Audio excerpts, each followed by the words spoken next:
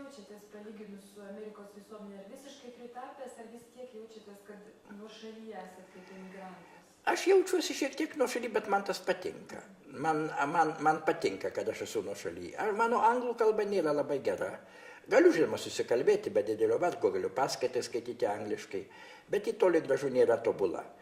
Sako, kad tas, kuris tobulai nekalba angliškai, žinoma, Amerikoje neaišku, ką reiškia tobulai kalbėti angliškai, kadangi ten visi kalba šiaip sau. Beveik visi yra arba atvykę iš Europos, arba jų tėvai atvykę iš Europos ir toli gražu ne kiekvienas tenai kalba Oksfordo arba Kembridžo anglų kalbą.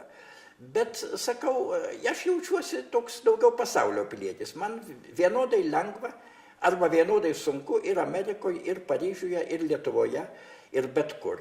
Susikalbu iš bėdos keliom kalbom. Visi tie, taip sakant, visa ta aplinka man yra, gana artima. Aš joje gana lengvai, vadinasi, orientuojuosi. Bet sielos gilumoje be abejo lieku lietuvis. Ir iš dalies dar tas senosios Tarybų Sąjungos gyventojas, nes jos prisiminimai, kaip matote, gana tokie savotiški, nuotykingi man yra svarbus ir gana įdomus. Savotiškai įdomus, nors jokios nostalgijos tiems laikams nejaučiu. Taip, kad sakau, esu truputį nuošaly nuo Amerikos gyvenimo, bet man tai kaip tik patinka. Aš turbūt blogiau jaučiuosi, jeigu būčiau pilnai įsiterpęs į tą visuomenę ir gyvenčiau taip, kaip visi amerikonai. Sakysim, mano posūnis, arba mano dukra jau gyvena kaip visi amerikonai. Su dideliais namais, su keliais automobiliais,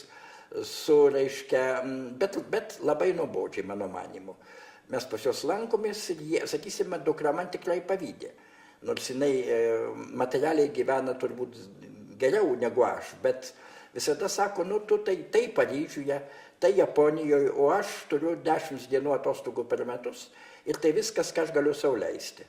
O tu esi, taip sakant, pusę gyvenimo esi kažkur egzotiškose kraštuose, įdomiose vietose.